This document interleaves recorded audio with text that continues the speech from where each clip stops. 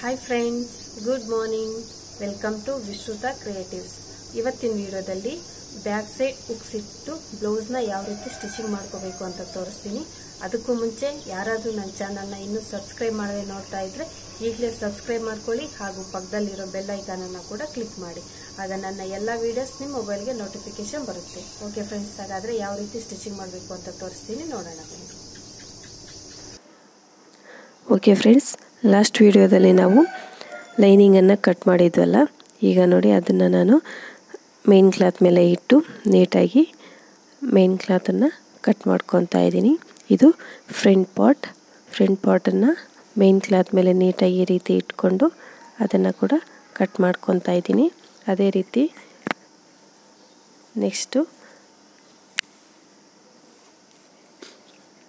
Back ಪಾರ್ಟನ್ನು ಅದರ ಮೇಲೆ ನೀಟಾಗಿ ಈ ರೀತಿ ಜೋಡಿಸ್ಕೊಂಡು ಬ್ಯಾಕ್ ಪಾರ್ಟನ್ನು ಕೂಡ ನೀಟಾಗಿ ಅದನ್ನು ಕೂಡ ಕಟ್ ಮಾಡ್ಕೊತಾ ಇದ್ದೀನಿ. ನಮಗೆ ಪರ್ಫೆಕ್ಟಾಗಿ ಕಟ್ಟಿಂಗ್ ಬರೋವರೆಗೂ ಕೂಡ ಈ ರೀತಿ ಎಕ್ಸ್ಟ್ರಾ ಕ್ಲಾತನ್ನು ಬಿಟ್ಟು ಕಟ್ ಮಾಡ್ಕೋಬೇಕಾಗತ್ತೆ. ಪರ್ಫೆಕ್ಟಾಗಿ ಕಟ್ಟಿಂಗ್ನ ಕಲ್ತ ಮೇಲೆ ಸೇಮ್ ಅದೇ ಅಳತೆಗೆ ಕಟ್ ಮಾಡ್ಕೋಬೋದು. ಕಾಟನನ್ನು ಅದೇ ಅಳತೆಗೆ ನೀಟಾಗಿ ಕಟ್ ಮಾಡಿಕೊಂಡು ಸ್ಟಿಚ್ ಮಾಡ್ಬೋದು. ಆದರೆ ಸಿಂಥೆಟಿಕ್ಕನ್ನು ಆದರೆ ಆ ರೀತಿ ಕಟ್ ಮಾಡ್ಕೊಳ್ದಿರ ಎಕ್ಸ್ಟ್ರಾ ಕ್ಲಾತನ್ನು ಬಿಡಲೇಬೇಕು. ಇದು ಗ್ರಾಸ್ ಬೆಲ್ಟ್ನ ಕೂಡ ಈ ರೀತಿ ನೀಟಾಗಿ ಕಟ್ ಮಾಡ್ಕೊತಾ ಇದ್ದೀನಿ. ಹೀಗೆ ಕಟ್ ಮಾಡ್ಕೊಂಡ್ಮೇಲೆ ಈಗ ನಾವು ಯಾವ ರೀತಿ ಸ್ಟಿಚ್ ಮಾಡಬೇಕು ಅಂತ ತೋರಿಸ್ತೀನಿ. ಮೊದಲಿಗೆ ನಾನು ಫ್ರಂಟ್ ಪಾರ್ಟನ್ನು ತಗೊಂಡಿದ್ದೀನಿ. ಫ್ರಂಟ್ ಪಾರ್ಟನ್ನು ಯಾವ ರೀತಿ ಸ್ಟಿಚಿಂಗ್ ಮಾಡಬೇಕು ಅಂತ ತೋರಿಸ್ತೀನಿ. ಫ್ರಂಟ್ ಪಾರ್ಟ್ಗೆ ನೋಡಿ ಈ ರೀತಿ ಸೆಂಟರಲ್ಲಿ ಓಪನ್ ಮಾಡಬಾರ್ದು. ನಾವು ಬ್ಯಾಕ್ ಸೈಡ್ ಉಕ್ಸಿಡೋದ್ರಿಂದ ಸೆಂಟರಲ್ಲಿ ಅದನ್ನು ಓಪನ್ ಮಾಡ್ತೀರಾ, ಕಟ್ ಮಾಡ್ತೀರಾ, ಜಾಯಿನ್ ಇರೋ ಥರನೇ ಇರಬೇಕು. ಈಗ ಇದನ್ನು ಯಾವ ರೀತಿ ಸ್ಟಿಚಿಂಗ್ ಮಾಡಬೇಕು ಅಂತ ತೋರಿಸ್ತೀನಿ. ನೀಟಾಗಿ ಮೇನ್ ಕ್ಲಾತ್ ಮೇಲೆ ಲೈನಿಂಗನ್ನು ಜೋಡಿಸ್ಕೊಂಡ್ಮೇಲೆ ಮೊದಲಿಗೆ ನೆಕ್ಕನ್ನು ಹೊಲ್ಕೊತಾ ಇದ್ದೀನಿ. ನೆಕ್ಕನ್ನು ನಾವು 1/2 ಇಂಚ್ ಮಾರ್ಜಿನ್ ಏನು ಬಿಟ್ಟಿರ್ತೀವಿ ಆ 1/2 ಇಂಚ್ ಮಾರ್ಜಿನ್ಗೆ ನೀಟಾಗಿ ಈ ರೀತಿ ಸ್ಟಿಚ್ಚನ್ನು ಹಾಕ್ಕೊಳ್ಳಿ. ನೀಟಾಗಿ ಸ್ಟಿಚ್ಚನ್ನು ಹಾಕ್ಕೊಂಡು ಆ ಎಕ್ಸ್ಟ್ರಾ ಕ್ಲಾತನ್ನು ಈಗ ಕಟ್ ಮಾಡ್ಕೋಬೇಕು. ಈ ರೀತಿ 1/2 ಇಂಚ್ ಮಾರ್ಜಿನನ್ನು ಬಿಟ್ಟು ಸ್ಟಿಚ್ಚನ್ನು ಹಾಕ್ಕೋಬೇಕು. ಹಾಕ್ಕೊಳ್ಳೋವಾಗ ಕ್ಲಾತನ್ನು ನೀಟಾಗಿ ಜೋಡಿಸ್ಕೋಬೇಕು, ಹೆಚ್ಚು ಕಡಿಮೆ ಮಾಡ್ತೀರಾ. ಈಗ ಎಕ್ಸ್ಟ್ರಾ ಕ್ಲಾತನ್ನು ಕಟ್ ಮಾಡ್ಕೊತಾ ಇದ್ದೀನಿ. ನೀಟಾಗಿ ಇದನ್ನು ಲೈನಿಂಗ್ ಅಳತೆಗೇ ಎಕ್ಸ್ಟ್ರಾ ಕ್ಲಾತ್ ಏನಿದೆ ಅದನ್ನು ಕಟ್ ಮಾಡ್ಕೊಳ್ಳಿ. ಹೀಗೆ ಕಟ್ ಮಾಡಿಕೊಂಡು ಅದು ನೆಕ್ ನೀಟಾಗಿ ಪರ್ಫೆಕ್ಟಾಗಿ ಬರಬೇಕು ಅಂದರೆ ಅದಕ್ಕೆ ಅಲ್ಲಲ್ಲಿ ಈ ರೀತಿ ಟಕ್ಸನ್ನು ಕೊಡಿ. ಹೀಗೆ ಟಕ್ಸನ್ನು ಕೊಟ್ಟಾಗ ನಾವು ಟರ್ನ್ ಮಾಡಿ ಹೊಲ್ಕೋಬೇಕಾದ್ರೆ ಫಿನಿಶಿಂಗು ನೀಟಾಗಿ ಬರುತ್ತೆ. ಹೀಗೆ ನೀಟಾಗಿ ಅಲ್ಲಲ್ಲಿ ಈ ರೀತಿ ಟಕ್ಸನ್ನು ಕೊಡಿ. ಈಗ ಇದನ್ನು ಟರ್ನ್ ಮಾಡಿಕೊಂಡು ನೀಟಾಗಿ ಆ ಕ್ಲಾತನ್ನು ಜೋಡಿಸ್ಕೊಳ್ಳಿ. ಹೀಗೆ ಜೋಡಿಸ್ಕೊಳ್ತಾ ಈಗ ಇದ್ರ ಮೇಲೆ ಇನ್ನೊಂದು ಸ್ಟಿಚ್ಚನ್ನು ಹಾಕ್ಕೊಳ್ಳಿ. ಸ್ಟಿಚ್ ಹಾಕ್ಕೊಳ್ಳೋವಾಗ ನೀಟಾಗಿ ಎಡ್ಜಲ್ಲೇನು ಒಂದೇ ಲೆವೆಲಲ್ಲಿ ಹಾಕ್ಕೊಳ್ತಾ ಬರಬೇಕು.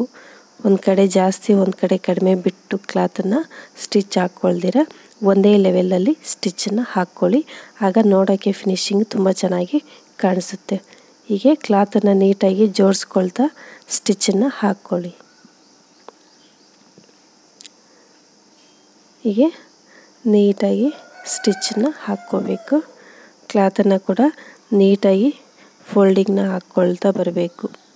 ಹೀಗೆ ಇದನ್ನು ಈಗ ಸ್ಟಿಚ್ ಮಾಡ್ಕೊಂಡ್ಮೇಲೆ ನೆಕ್ಕನ್ನು ಈಗ ಮೇನ್ ಕ್ಲಾತನ್ನು ಮತ್ತು ಲೈನಿಂಗನ್ನು ಸೇರಿಸ್ಕೊಂಡು ಎಲ್ಲ ಕಡೆಗೂ ಕೂಡ ಒಂದೊಂದು ಸ್ಟಿಚ್ಚನ್ನು ಹಾಕ್ಕೊಳ್ಳಿ.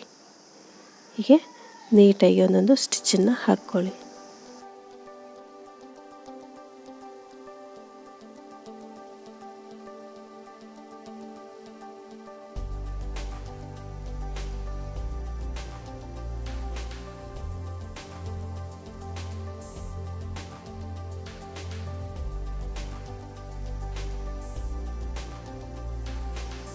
ಹೀಗೆ ನೀಟಾಗಿ ಮೇನ್ ಕ್ಲಾತ್ಗೂ ಮತ್ತು ಲೈನಿಂಗಿಗೂ ಸೇರಿಸ್ಕೊಂಡು ಹೀಗೆ ಒಂದು ಸ್ಟಿಚ್ಚನ್ನು ಹಾಕ್ಕೊಳ್ಳಿ.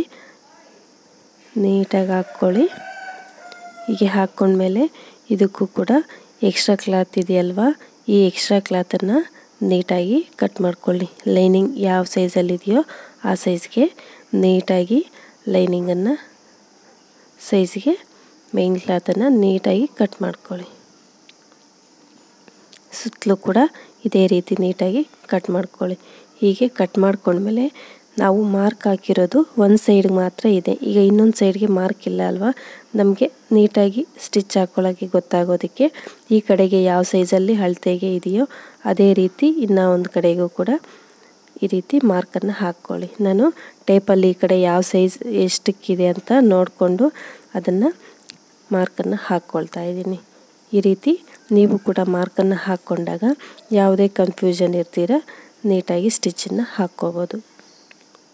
ಈ ರೀತಿ ಒಂದೊಂದು ನೀಟಾಗಿ ಮಾರ್ಕನ್ನು ಹಾಕ್ಕೊಳ್ಳಿ. ಹೀಗೆ ನೋಡಿ, ಈ ರೀತಿ ಮಾರ್ಕನ್ನು ನೀಟಾಗಿ ಹಾಕ್ಕೊಳ್ಳಿ. ಹಾಕ್ಕೊಂಡು ಈಗ ಇದನ್ನು ಸ್ಟಿಚ್ ಮಾಡ್ಕೊಳ್ಳಿ.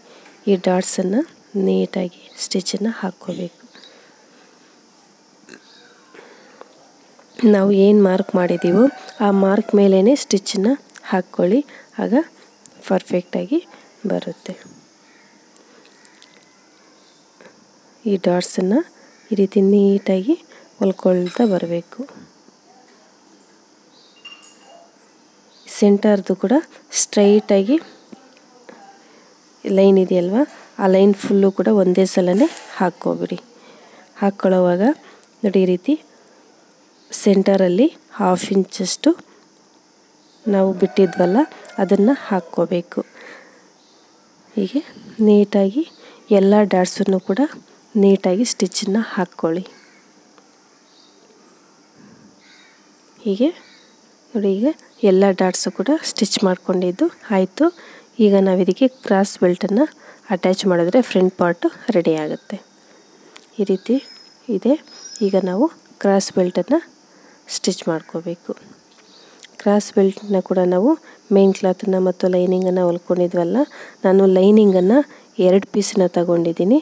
ನಿಮ್ಮ ಹತ್ರ ಕ್ಲಾತ್ ಇತ್ತು ಅಂದರೆ ನೀವು ಕೂಡ 2 ಪೀಸನ್ನು ಹಾಕ್ಕೊಳ್ಳಿ, ಆಗ ತುಂಬ ಸ್ಟಿಫಾಗಿ ಚೆನ್ನಾಗಿರುತ್ತೆ. ಈಗ ಅದನ್ನು ನೀಟಾಗಿ ಈ ರೀತಿ ಜೋಡಿಸ್ಕೊಂಡು 1/2 ಇಂಚ್ ಮಾರ್ಜಿನನ್ನು ಬಿಟ್ಟು ಈ ರೀತಿ ಕೆಳಗಡೆ ಒಂದು ಸ್ಟಿಚ್ಚನ್ನು ಹಾಕ್ಕೊಳ್ಳಿ. ಸ್ಟ್ರೈಟಾಗಿ ಕಂಪಲ್ಸರಿ 1/2 ಇಂಚ್ ಮಾರ್ಜಿನನ್ನು ಬಿಡಲೇಬೇಕು. ಹೀಗೆ ಸ್ಟ್ರೈಟಾಗಿ ನಾನು ನೀಟಾಗಿ ಒಂದು ಸ್ಟಿಚ್ಚನ್ನು ಹಾಕ್ಕೊಳ್ತಾ ಇದ್ದೀನಿ. ಹೀಗೆ ಹಾಕ್ಕೊಂಡ್ಮೇಲೆ ಇದನ್ನು ಈಗ ಟರ್ನ್ ಮಾಡಿಕೊಂಡು ಮತ್ತೆ ಒಂದು ಸ್ಟಿಚ್ಚನ್ನು ಹಾಕ್ಕೊಳ್ಳಿ. ಈ ರೀತಿ ನೀಟಾಗಿ ಟರ್ನ್ ಮಾಡಿಕೊಂಡು ನೀಟಾಗಿ ಫೋಲ್ಡನ್ನು ಹಾಕ್ಕೊಳ್ಳಿ. ಕ್ಲಾತನ್ನು ನೀಟಾಗಿ ಜೋಡಿಸ್ಕೊಳ್ತಾ ಈಗ ಅದ್ರ ಮೇಲೆ ಒಂದು ಸ್ಟಿಚ್ಚನ್ನು ಮತ್ತೆ ಹಾಕ್ಕೊಳ್ಳಿ. ಇದು ಕೂಡ ಎಡ್ಜ್ಗೆ ಸ್ಟಿಚ್ಚನ್ನು ಹಾಕ್ಕೊಳ್ಳಿ, ಆಗ ನೋಡೋಕ್ಕೆ ಚೆನ್ನಾಗಿ ಕಾಣಿಸುತ್ತೆ. ಹೀಗೆ ನೀಟಾಗಿ ಈ ರೀತಿ ಎಡ್ಜ್ಗೇನು ಸ್ಟಿಚ್ಚನ್ನು ಹಾಕ್ಕೊಳ್ಳಿ. ಈ ರೀತಿ ಹಾಕ್ಕೊಂಡಾಗ ನೀಟಾಗಿ ಕಾಣಿಸುತ್ತೆ. ಹೀಗೆ ಹಾಕ್ಕೊಂಡ್ಮೇಲೆ ಈಗ ಇದಕ್ಕೂ ಕೂಡ ಮೇನ್ ಕ್ಲಾತನ್ನು ಮತ್ತು ಲೈನಿಂಗನ್ನು ಸೇರಿಸ್ಕೊಂಡು ಈ ಕಡೆಗೆ ಒಂದು ಸ್ಟಿಚ್ಚನ್ನು ಹಾಕ್ಕೊಳ್ಳಿ. ನೀಟಾಗಿ ಫೋಲ್ಡನ್ನು ಹಾಕ್ಕೊಳ್ತಾ ಕ್ಲಾತು ಸಿಂಕ್ ಆಗದಿರ ಈ ರೀತಿ ನೀಟಾಗಿ ಜೋಡಿಸ್ಕೊಳ್ಳಿ. ಜೋಡಿಸ್ಕೊಂಡು ಒಂದು ಸ್ಟಿಚ್ಚನ್ನು ಹಾಕ್ಕೊಂಡು ಇದರಲ್ಲೂ ಕೂಡ ಎಕ್ಸ್ಟ್ರಾ ಕ್ಲಾತ್ ಇದೆಯಲ್ವ, ಈ ಎಕ್ಸ್ಟ್ರಾ ಕ್ಲಾತನ್ನು ನೀಟಾಗಿ ಕಟ್ ಮಾಡ್ಕೊಳ್ಳಿ. ನೋಡಿ, ಎಕ್ಸ್ಟ್ರಾ ಕ್ಲಾತ್ ಏನಿದೆ ಅದನ್ನು ನೀಟಾಗಿ ಲೈನಿಂಗ್ ಅಳತೆಗೆ ಈ ರೀತಿ ಕಟ್ ಮಾಡ್ಕೊಳ್ತಾ ಬನ್ನಿ. ಹೀಗೆ ಲೈನಿಂಗನ್ನು ಮತ್ತು ಮೇನ್ ಕ್ಲಾತನ್ನು ಒಂದೇ ಲೆವೆಲಲ್ಲಿ ಇರೋ ಥರ ಎಕ್ಸ್ಟ್ರಾ ಕ್ಲಾತನ್ನು ಹೀಗೆ ಕಟ್ ಮಾಡ್ಕೊಳ್ಳಿ. ಕಟ್ ಮಾಡಿಕೊಂಡು ಈಗ ಇದನ್ನು ನಾವು ಬ್ಲೌಸ್ಗೆ ಅಟ್ಯಾಚ್ ಮಾಡ್ಕೋಬೇಕು. ಈಗ ಇದನ್ನು ಬ್ಲೌಸ್ಗೆ ಅಟ್ಯಾಚ್ ಮಾಡ್ಕೋಬೇಕು. ಅಟ್ಯಾಚ್ ಮಾಡೋವಾಗ ಕೂಡ ನೋಡಿ, ಈ ರೀತಿ ಸೆಂಟರಿಂದ ಸ್ಟಾರ್ಟ್ ಮಾಡ್ಕೊಳ್ಳಿ. ಈ ಸೆಂಟರಿಂದ ಸ್ಟಾರ್ಟ್ ಮಾಡಿಕೊಂಡು ಆ ಕಡೆದೊಂದು ಸಲ ಈ ಕಡೆದೊಂದು ಸಲ ಹೊಲ್ಕೊಳ್ಳಿ, ಆಗ ಫಿನಿಶಿಂಗು ನೀಟಾಗಿ ಬರುತ್ತೆ. ಹೀಗೆ ಸೆಂಟರಲ್ಲಿ ಹೊಲ್ಕೊತಾ ಇದ್ದೀನಿ. ನೀಟಾಗಿ ಫೋಲ್ಡನ್ನು ಮಾಡ್ಕೊಳ್ತಾ ನೀಟಾಗಿ ಜೋಡಿಸ್ಕೊಳ್ಳಿ. ಕ್ಲಾತನ್ನು ಜೋಡಿಸ್ಕೊಳ್ತಾ 1/2 ಇಂಚ್ ಮಾರ್ಜಿನನ್ನು ಬಿಟ್ಟು ನೀಟಾಗಿ ಸ್ಟಿಚ್ಚನ್ನು ಹಾಕ್ಕೊಳ್ಳಿ. ನಾವು ಕಟ್ಟಿಂಗ್ ಮಾಡುವಾಗ ಕೂಡ 1/2 ಇಂಚ್ ಮಾರ್ಜಿನನ್ನು ಬಿಟ್ಟಿರ್ತೀವಲ್ಲ, ಇದನ್ನು ಬಿಟ್ಟು ನೀಟಾಗಿ ಸ್ಟಿಚ್ಚನ್ನು ಹಾಕ್ಕೊಳ್ತಾ ಬರಬೇಕು. ಈಗ ಈ ಕಡೆದು ಕೂಡ ಸೇಮ್ ಅದೇ ರೀತಿ ಸ್ಟಿಚ್ಚನ್ನು ಹಾಕ್ಕೊಳ್ಳಿ. 1/2 ಇಂಚ್ ಮಾರ್ಜಿನನ್ನು ಬಿಟ್ಟು ನೀಟಾಗಿ ಸ್ಟಿಚ್ಚನ್ನು ಹಾಕ್ಕೊಳ್ಳಿ. ಹಾಕ್ಕೊಳ್ಳೋವಾಗ ನೀಟಾಗಿ ಕ್ಲಾತನ್ನು ಜೋಡಿಸ್ಕೋಬೇಕು. ಹೆಚ್ಚು ಕಡಿಮೆ ಮಾಡ್ತೀರಾ ನೀಟಾಗಿ ಜೋಡಿಸ್ಕೊಳ್ತಾ ನಿಧಾನಕ್ಕೆ ಆಗಲಿ ಸ್ಟಿಚ್ಚನ್ನು ಹಾಕ್ಕೋಬೇಕು.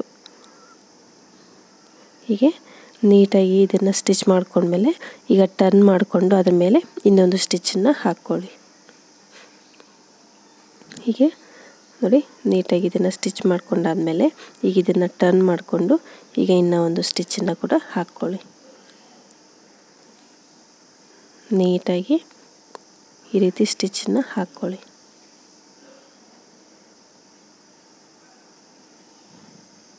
ಹೀಗೆ ಸ್ಟಿಚ್ಚನ್ನು ಹಾಕ್ಕೊಂಡ್ರೆ ಈಗ ಫ್ರಂಟ್ ಪಾರ್ಟು ರೆಡಿ ಆಗುತ್ತೆ.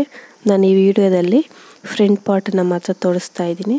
ವಿಡಿಯೋ ಲೆಂತು ತುಂಬ ಜಾಸ್ತಿ ಆಗುತ್ತಲ್ವ, ಸೊ ಅದರಿಂದ ಫ್ರಂಟ್ ಪಾರ್ಟನ್ನು ಮಾತ್ರ ತೋರಿಸ್ತಾ ಇದ್ದೀನಿ.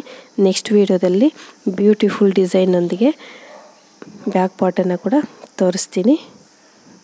ಓಕೆ ಫ್ರೆಂಡ್ಸ್, ನೋಡಿ ಈಗ ನಮ್ಮ ಬ್ಲೌಸ್ ಫ್ರಂಟ್ ಪಾರ್ಟ್ ರೆಡಿಯಾಗಿದೆ. ನಿಮಗೆ ಈ ವಿಡಿಯೋ ಇಷ್ಟ ಆದರೆ ಲೈಕ್ ಮಾಡಿ, ಶೇರ್ ಮಾಡಿ, ಹಾಗೂ ನಿಮ್ಮ ಅಭಿಪ್ರಾಯನ ನನಗೆ ಕಾಮೆಂಟಲ್ಲಿ ತಪ್ಪದೆ ತಿಳಿಸಿ. ಓಕೆ ಫ್ರೆಂಡ್ಸ್, ಬಾಯ್.